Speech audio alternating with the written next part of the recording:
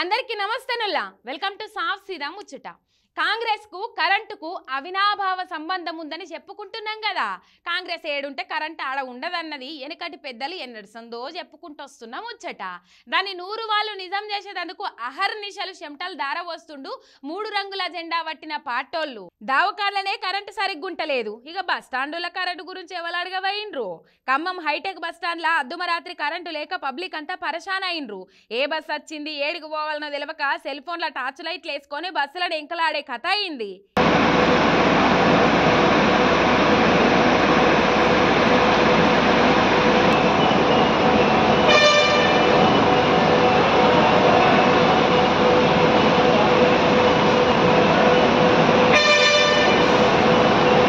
కొంతమంది డ్రైవర్లు పరిస్థితి అర్థం చేసుకొని బస్సు లైట్లను చాలు చేసి అంతో ఇంతో ఆసరైండ్రు అంతేగాని బస్టాండ్ల ఆఫీసర్లు ఏం గింత పట్టించుకోలేదు పేరుకు హైటెక్ బస్టాండ్ కానీ కరెంటు పోతే ఆల్టర్నేట్ లేని దుస్థితి పాడైంది బస్టాండ్లనే కాదు ఇలా కల్కి సినిమా రిలీజ్ అయితే కొన్ని జాగాల కరెంటు కోతలతోటి ఊకూక సినిమా నడిమిట్లా ఆగుతుండే వరకు ప్రేక్షకులు కూడా సీఎం సార్ మీద మస్తు గరమైండ్రు ఇక ఇట్లా కరెంటు పోయిందని వార్తలు వేస్తే బల్లులు పడ్డాయి తొండలు పడ్డాయి అని తొంపులు చెప్పి ఉల్టా కరెంటు పోయిందన్నోళ్ళ మీదనే బదనాం చేస్తురట కరెంటోళ్ళు కూడా అంతేగాని అలా తప్పేం లేదంటున్నారు కరెంటు పోతే జనమే ఓర్చుకోవాలి గాని మమ్మల్ని ఏం అనద్దు అన్నట్టున్నది అలా తీరు కూడా అని మస్తుగా గరమైతురట పబ్లిక్.